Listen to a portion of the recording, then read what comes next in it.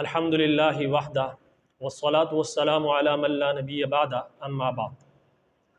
آج کی درس میں انشاءاللہ تعالی ہم سورۃ البقرہ کی آیت نمبر 6 سے لے کر آیت نمبر 15 تک ترجمہ اور تفسیر کے ساتھ پڑھیں گے۔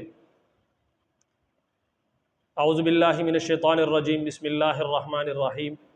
ان الذین کفروا سواء علیہم، ان الذین بے شک وہ لوگ کفروا جنہوں نے کفر کیا، سواء علیہم برابر ہے ان کے لیے، انذرتہم کہ آپ ڈرائے ان کو، ام لم تنذرہم یا نہ ڈرائے ان کو، لا یؤمنون تو یہ ایمان نہیں لائیں گے۔ کیا فرمایا اللہ رب العزت نے کہ وہ لوگ جو کافر ہے، جنہوں نے کفر کیا، تو برابر ہے ان کے لیے کہ آپ ان کو ڈرائے یا نہ ڈرائے، وہ ایمان نہیں لائیں گے۔ تو یہاں پر یہ اشکال بنتا ہے کہ ان کو تبلیغ کرنا یہ بے فائدہ ہے، کسی بھی کافر کو تبلیغ کرنا بے فائدہ ہے۔ تو چونکہ مفسرین نے یہاں پر یہ لکھا ہے کہ سواء علیہ کا نہیں فرمایا کہ آپ کا تبلیغ کرنا برابر ہے کہ آپ، بلکہ ان کے بارے میں فرمایا کہ ان کے بارے میں سواء علیہم ان کے لیے برابر ہے، یعنی کہ اللہ رب العزت کو پتہ تھا کہ یہ لوگ ایمان نہیں لائیں گے، کیونکہ ان اللہ علیم بذات الصدور، جو دلوں کا راز ہے وہ اللہ رب العزت جاننے والے ہیں۔ تو اس سے مراد وہ کافر ہے کہ جن کے بارے میں اللہ رب العزت کو علم تھا کہ یہ لوگ اگر اللہ رب العزت کے پیارے حبیب صلی اللہ علیہ وسلم کو دعوت دے یا نہ دے تو یہ پھر بھی ایمان نہیں لائیں گے، جیسے ابو جہل ہو گیا، عتبہ ہو گیا، شیبہ ہو گیا، ابو لہب ہو گیا، تو ان کے بارے میں ذکر ہے۔ باقی تبلیغ سے جو ہے منع نہیں فرمایا کہ آپ کی تبلیغ ان پہ جو ہے اثر نہیں کرے گی، بلکہ ان کے بارے میں فرمایا کہ ان کے لیے برابر ہے۔ سمجھ آ رہی ہے؟ تو آپ صلی اللہ علیہ وسلم نے جو تبلیغ کی تو اللہ رب العزت نے اس کا اجر دیا۔ تو آگے فرمایا کہ ختم اللہ علی قلوبہم، اللہ رب العزت نے ان کے دلوں پر مہر لگا دیا، وعلی سمعہم اور ان کے کانوں پر بھی، وعلی ابصارہم غشاوہ اور ان کی آنکھوں میں پردہ چڑھا دیا، وَلَهُمْ عَذَابٌ عَظِيمٌ اور ان کے لیے دردناک عذاب ہے۔ اب یہاں پر یہ ایک اشکال ہوتا ہے کہ اللہ رب العزت نے جب ان کے قلوب پر، ان کے دلوں پر پردہ جو ہے مہر لگایا، اسی طریقے سے ان کے کانوں پر اور اسی طریقے سے ان کی آنکھوں پر پردہ ڈالا، تو پھر یہ تو ان کا اپنا قصور نہیں ہوا نا، یہ تو اللہ رب العزت نے جو ہے ان کے دلوں پر مہر لگایا اور ان کی جو سماعت چھین لی۔ تو یہ در حقیقت اللہ رب العزت یہاں پر مثال کے طور پر سمجھانا چاہتا ہے۔ در حقیقت یہ ان لوگوں کے اپنی کارستانی ہے کہ جس کا ذکر اللہ رب العزت نے سورۃ حامیم سجدہ میں ذکر کیا۔ حامیم تنزیل من الرحمن الرحیم، کتاب فصلت آیاتہ قرآنا عربیا لقوم یعلمون بشیرا ونذیرا فاعرض اکثرهم، پس اکثریت میں سے ان لوگوں نے اعراض کیے اس قرآن مجید سے، فاعرض اکثرهم فهم لا يسمعون، پس وہ نہیں سنتے، وقالوا قلوبنا فی اکنۃ اور کہتے ہیں کہ ہمارا دل جو ہے وہ پردے میں ہم نے بند کر دیا، تاکہ اللہ رب العزت کے جو کلام ہے، نبی کریم صلی اللہ علیہ وسلم کی باتیں ہیں، وہ ہمارے دلوں میں نہ اترے۔ یہ خود وہ کہتے ہیں کہ جن کے دلوں پر بعد میں اللہ رب العزت نے یہاں پر تشبیہ دی کہ میں نے مہر لگا دیا۔ فَأَعْرَضَ أَكْثَرُهُمْ فَهُمْ لَا يَسْمَعُونَ وَقَالُوا قُلُوبُنَا فِي أَكِنَّةٍ مِّمَّا تَدْعُونَا إِلَيْهِ وَفِي آذَانِنَا وَقْرٌ اور ہمارے کانوں میں ڈانٹے ہیں، یعنی ہم نے اپنے کانوں میں ڈانٹے ڈالے ہوئے تاکہ ہم نبی کریم صلی اللہ علیہ وسلم کی بات کو نہ سنیں۔ یہ ان لوگوں نے خود یہ عمل کیا، تو اللہ رب العزت نے پھر ان کو تشبیہ دی کہ آپ لوگوں نے اپنے دلوں پر پردہ چڑھا دیا تاکہ آپ جناب نبی کریم صلی اللہ علیہ وسلم کی بات کو نہ سمجھ، اپنے دل میں نہ اتار سکے، جگہ نہ دے سکے۔ آپ اپنے کانوں میں ڈانٹے ڈال دیے تاکہ اللہ رب العزت کے کلام کو نہ سن سکے، نبی کریم صلی اللہ علیہ وسلم کے فرامین کو نہ سن سکے۔ تو پھر اللہ رب العزت نے بھی وہی کیا کہ جب آپ نہیں سنتے، آپ اپنے خود جو ہے یہ کیا، تو اللہ رب العزت نے بھی پھر مہر لگا دی۔ ختم اللہ علی قلوبہم وعلی سمعہم وعلی ابصارہم غشاوہ وَلَهُمْ عَذَابٌ عَظِيمٌ اور ان کے لیے دردناک عذاب ہے۔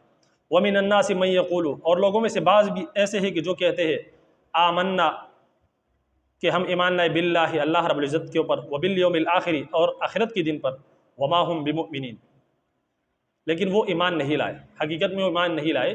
یہ اس سے منافقین مراد ہے، جو مسلمانوں کے کہتے تھے کہ ہم ایمان لے آئے لیکن در حقیقت میں اندر سے انہوں نے ایمان نہیں لایا ہوتا۔ تو یہ منافقین کی دوغلی پالیسی ہوا کرتی تھی کہ بظاہر اپنے آپ کو مومن جو ہے وہ تصور کرتے تھے لوگوں کو دھوکہ دینے کے لیے کہ ہم مومن ہیں، لیکن اندر سے وہ ایمان نہیں لاتے تھے۔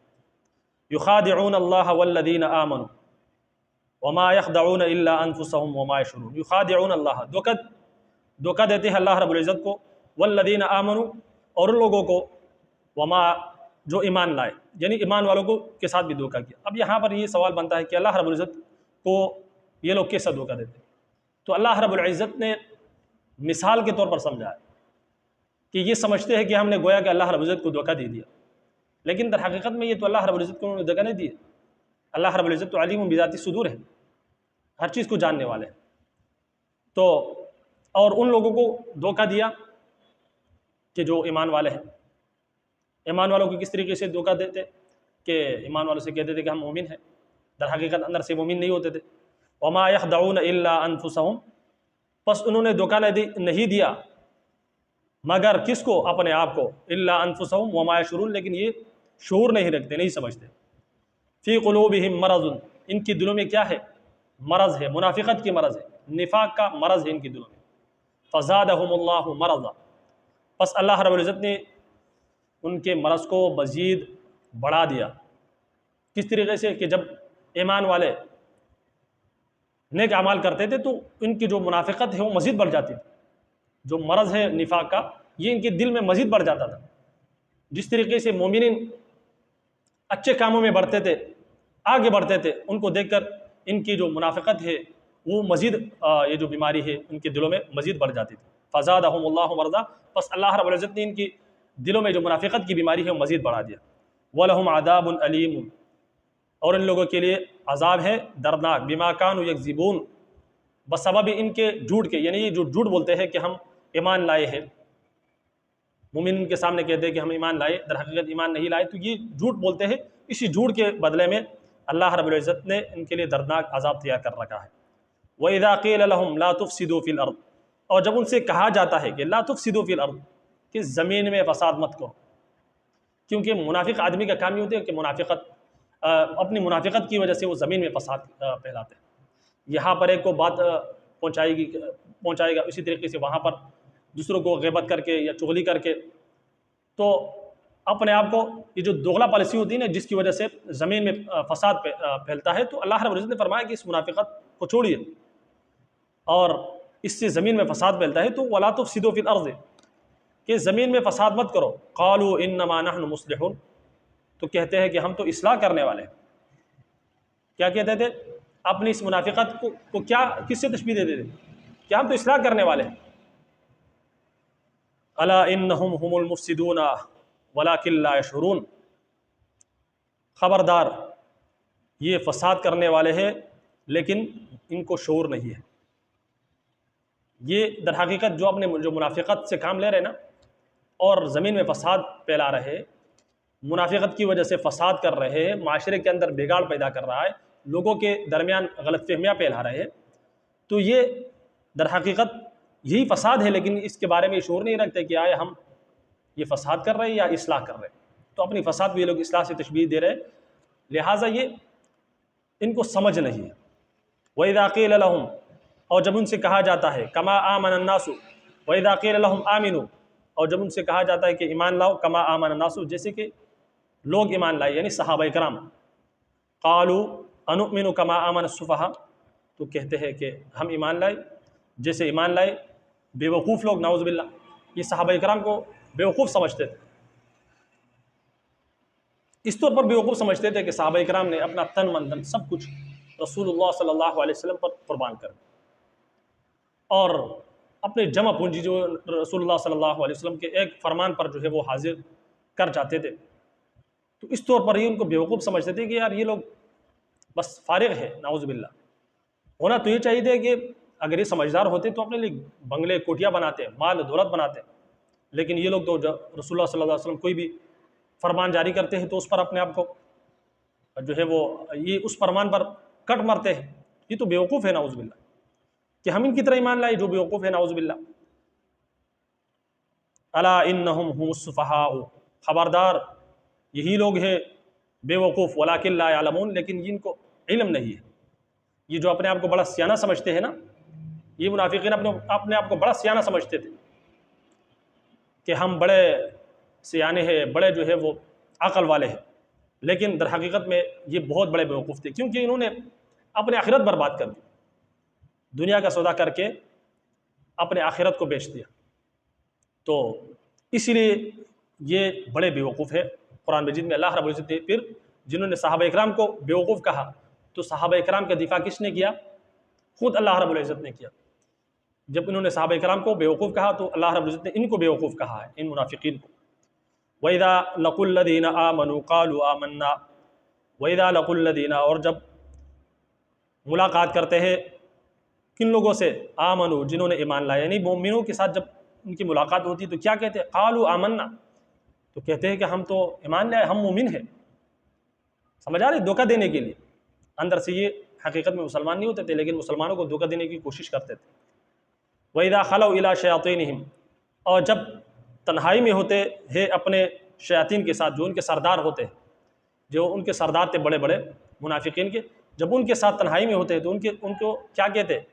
قالوا انا معکم، تو کہتے کہ انا معکم، ہم تو تمہارے ساتھ ہیں، انما نحن مستہزئون، ہم تو ان لوگوں کا مذاق اڑاتے ہیں، یعنی ہم تو ان کو مذاق میں کہتے ہیں کہ ہم مسلمان ہو چکے ہیں، در حقیقت ہم مسلمان نہیں ہوئے، ہم تو تمہارے ساتھ ہیں، جس طریقے سے تم ہو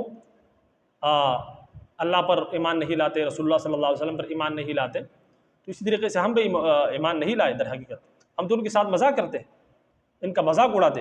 اللہ یستہزئ بہم، اللہ رب العزت ان کی مذاق کا بدلہ دیں گے، وَيَمُدُّهُمْ فِي طُغْيَانِهِمْ يَعْمَهُونَ، اور ان کو مہلت دیتے، اللہ رب العزت نے ان کو مہلت دی، وَيَمُدُّهُمْ، اللہ رب العزت نے مہلت دی، فی طغیانہم یعمہون، اپنی سرکشی میں کیا ہے؟ سرگرداں ہے، یعنی اللہ رب العزت نے ان کو مہلت دی ہے، اور یہ سمجھتے ہیں کہ ہم برحق ہیں، کیونکہ اگر ہم حق میں ہوتے تو اللہ رب العزت ہماری پکڑ فرماتے، لیکن چونکہ ہم برحق ہیں، ہماری بات صحیح ہے، تو اس لیے جو ہے وہ اس غلط فہمی میں دیکھیں گویا کہ ہم برحق ہیں، تو اللہ رب العزت نے کیا فرمایا کہ یہ میری طرف سے مہلت ہے، فی طغیانہم یعمہون، جس کی وجہ سے یہ سرکشی میں سرگرداں پھر رہے، سرکشی کر رہے، یہ در حقیقت میری مہلت ہے۔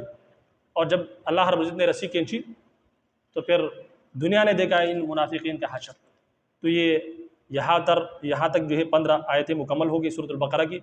انشاءاللہ تعالیٰ اگلی درس میں پھر اس سے آگے جاری رکھیں گے، اور اس درس کا مقصد ہی یہی ہے کہ ہم قرآن مجید کو جیسے ویسے پڑھتے ہیں ویسے قرآن مجید کو سمجھ کر بھی پڑھیں، کیونکہ اس کے اندر اللہ رب العزت کا جو کلام ہے اس کے اندر بہت گہرائی ہے، جتنی گہرائی میں جاؤ گے اس قدر آپ کو فائدہ ہوگا۔ اللہ رب العزت کی وحدانیت، اللہ رب العزت کی بڑائی ہمارے دلوں میں آئی۔